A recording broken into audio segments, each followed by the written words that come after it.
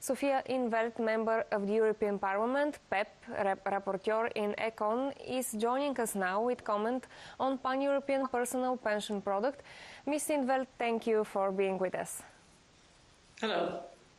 The European Commission proposed project of a regulation on pan-European personal pension product PEPP in June last year. After almost 1 year, are we closer to the approval of the framework, and where the process stands? Yes, we are coming closer step by step, but it's a very complex proposal. We have 28 member states who all have a variety of pension arrangements. We have state pensions, we have occupational pensions, we have the private, the personal, individual pension plans. We have different fiscal treatments, so it's extremely complex. And pensions are also, they're not just any financial product. They are, of course, essential for our income after retirement. So for many people, a good retirement provision really makes the difference between, let's say, poverty or a comfortable life. So I think it's only reasonable that we take our time. There's no rush, but in the European Parliament we're working at a very steady pace. At the same time, the member state governments are going through the same process, and we hope we can start negotiations after the summer break and hopefully conclude before the end of the year. What are the main factors for the success of PEPP? Well, clearly the fiscal incentive is a very important one. We also have to make sure, first of all, that it's a trusted product. People have to know that this is a safe product, that it's a good product, that it will give them a good return. It will have to become, a known European brand, and that in competition with other providers. I mean, because in some countries the market is already very well developed, almost saturated, and in other countries it's almost non-existent. So, PEPP providers will have to adapt to different situations, also different regulatory systems. But I think the most important thing is that it's seen to be trusted, simple, easy to use, safe, but also a profitable product. People need to get a good return on their investment. Is the comparison between the different PEPP products going to be very complicated? Well, we hope we can make it as simple as possible. And I think you have to distinguish. The European Commission had proposed that there will be 5 different PEPPs, that providers can offer no more than 5 PEPPs. In European Parliament, we have proposed to scrap that restriction. We've said, okay, there will be one basic PEPP. That will be the product that most people are going to buy. It will be a kind of off-the-shelf, ready-made product, very simple, very safe. And then we leave it to the market to determine how many more PEPPs there will be.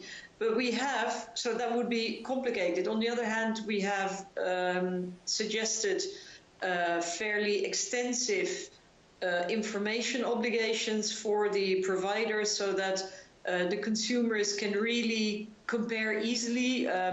We will also encourage the creation of these comparative websites where people can compare the products. We're also encouraging the acceleration of the development of a site where all European citizens can get a complete overview of their pensions. I mean, we have something in my country. It's a site that's called something like mypensions.nl for my country. And there, if you go there, you enter your social security number, and then you get all the entitlements that you have. So you can see in one look, what you can expect after retirement. And then will you be short, or is it necessary to do a bit more saving? How can you do it? What's most profitable? What's the safest option? What is the most suitable for me at my age, etc. And we feel that there should be such a site for all European citizens. When do you expect the first PEPPs to be offered? I don't know. Actually, it depends more on the member states. I mean, we are still going through the process in Parliament, so I cannot preempt the outcome. But so far, I have to say the mood is very constructive, even if there are different political ideas. But it's a very positive process. I expect the European Parliament to vote its position early July, so before the summer break. If the member states do the same, then we can start negotiations after the summer break, and we can wrap up the vote on the regulation by the end of this year. So then it could enter into force within the next 2 years or something. But I don't think that's the biggest obstacle. The biggest obstacle will be the tax treatment. And that is something which relies entirely on the political will of the member states. And I cannot predict that. What will the market of personal pensions look like in 2025? If I knew. No, but what I hope it will look like, first of all, I hope that pension coverage and pension adequacy is going to improve dramatically in a couple of years.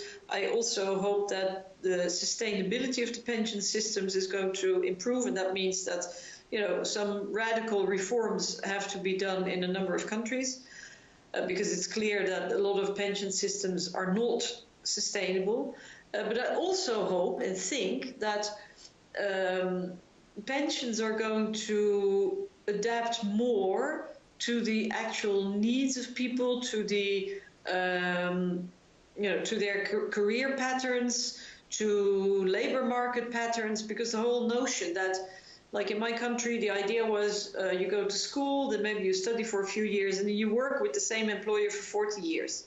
And then you get a pension which is 70% of your last salary. I mean, but that pattern doesn't exist anymore. People may have short-term contracts, then they change employer, then they may work as an independent for a couple of years or start up a company, then they'll go back to school for a couple of years. So this whole idea of a